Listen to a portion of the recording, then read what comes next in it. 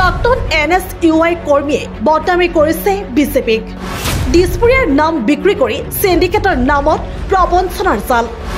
চোৰাং গৰু বাৰ্মিজ চুপাৰী সৰবৰাহৰ নামত ধন সংগ্ৰহ প্ৰাক্তন NSUI কৰ্মীৰ। প্ৰভাৱশালী মন্ত্ৰীৰ নাম লৈ সিন্ডিকেটৰ নামত প্ৰবঞ্চনাৰ জাল পতা কোন এই ওমকাৰ? সিন্ডিকেট প্ৰবঞ্চক হিচাপে নাম চৰ্চালৈ অহা প্ৰাক্তন NSUI কৰ্মী ওমকাৰৰ কলা অধ্যায়। সিদিনালৈ গৌৰৱ গগৈৰ ঘনিষ্ঠ বুলি পৰিচয় থকা ওমকাৰৰ নতুন পৰিচয় ঠগ প্ৰবঞ্চক। সাৱধান, ৰাজ্যত এতিয়া প্ৰবঞ্চকে ঠগ প্ৰবঞ্চনাৰ ন কৌশল অৱলম্বন কৰিছে। বিশেষকৈ ৰাজনৈতিক দলৰ বেনাৰত থাকি একাংশই নামিছে এতিয়া হাই প্ৰফাইল প্ৰবঞ্চনাত। প্ৰবঞ্চনাৰ মাধ্যম হিচাপে এতিয়া একাংশই বাছি লৈছে সিন্ডিকেট। ৰাজ্যত সিন্ডিকেট চলক বা নচলক, শাসকীয় দলৰ শীৰ্ষ নেতৃত্বই যিমানেই স্পষ্ট ৰূপত সিন্ডিকেট নচলাৰ কথা নকওঁ কিয়, একাংশ শাসক গোষ্ঠীৰ লোকেই প্ৰভাৱশালী মন্ত্ৰীৰ নাম লৈ সিন্ডিকেটৰ নামত ৰাজ্যৰ বিভিন্ন প্ৰান্তত পেলাইছে এতিয়া প্ৰবঞ্চনাৰ ভয়ংকৰ জাল।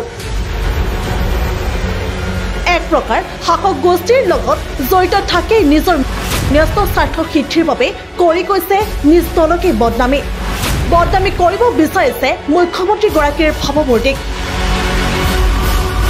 শেহতীয়াকৈ ৰাজ্যৰ বিভিন্ন প্ৰান্তত জব্দ হৈছে অবৈধ বাৰ্মিজ চুপাৰী। যি চুপাৰীৰ অবাধ সৰবৰাহৰ বিৰুদ্ধে মুখ্যমন্ত্ৰীৰ নিৰ্দেশত অসম আৰক্ষী যথেষ্ট কঠোৰ হোৱা পৰিলক্ষিত হৈছে। ঠিক তেনে সময়তে এজন প্ৰাক্তন NSUI তথা বিজেপি কৰ্মীক লৈ আভ্যন্তৰীণ মহলত এতিয়া চলিছে বিশেষ চৰ্চা। সিদিনালৈকে NSUI জড়িত হৈ থকা গোলাঘাট জিলাৰ এই কৰ্মীজনে যোৱা লোকসভা নিৰ্বাচনৰ মাত্ৰ কেইদিনমান পূৰ্বে বিজেপিত যোগদান কৰিছিল আৰু তাৰ পাছতে শাসক গোষ্ঠীৰ পৰিচয়ত ৰাজ্যত পেলাইছিল প্ৰবঞ্চনাৰ ভয়ংকৰ জাল। যি প্ৰবঞ্চনাৰ জালত ভৰি দি এতিয়া মূৰে কপালে হাত দিবলগীয়া হৈছে একাংশ ব্যৱসায়ী। বিশেষকৈ এই প্ৰবঞ্চক কৰ্মীজনৰ প্ৰবঞ্চনাৰ জালখনে মুখ্যমন্ত্ৰী এজন প্ৰভাৱশালী মন্ত্ৰীৰ লগতে শাসকীয় দলটোক অতি কম সময়ৰ ভিতৰতে বিনষ্ট কৰি পেলাইছে ভাৱমূৰ্তি। এসময়ত গৌৰৱ গগৈৰ আশে পাশে ঘূৰি ফুৰা এই বিজেপিৰবী প্ৰবঞ্চকজনৰ নাম ওমকাৰ বুলি জানিব পৰা গৈছে। দীৰ্ঘ সময় কংগ্ৰেছী হিচাপে পৰিচয় দি অহা এজন ওমকাৰে যোৱা 10 এপ্ৰিলত প্ৰদেশ কংগ্ৰেছৰ পৰা পদত্যাগ কৰি মাত্ৰ এদিন পাছতে অৰ্থাৎ 11 এপ্ৰিলত ৰাজহুৱাভাৱে পৰিধান কৰিছিল গেৰুৱা বসন। কিন্তু এজন ওমকাৰৰ গেৰুৱা হোৱাৰ উদ্দেশ্য কোনো মহৎ নাছিল। কেৱল শাসকীয় গেৰুৱা শক্তিৰ অপপ্ৰয়োগ কৰি ৰাজ্যত মেলিবলৈ আৰম্ভ কৰিছিল ঠগ প্ৰবঞ্চনাৰ জাল। শেহতীয়াকৈ ৰাজ্যৰ বিভিন্ন প্ৰান্তত আৰক্ষীয়ে জব্দ কৰিছে বাৰ্মিজ চুপাৰী ভৰ্তি বাহন। ন কৌশল অৱলম্বন কৰি অসমৰ মাজেৰে বহি ৰাজ্যলৈ এটা দুষ্ট চক্ৰই বৃহৎ ধনৰ অংকৰ বিনিময়ত পাৰ কৰাবলৈ চেষ্টা চলাই আছে অবৈধ বাৰ্মিজ চুপাৰী।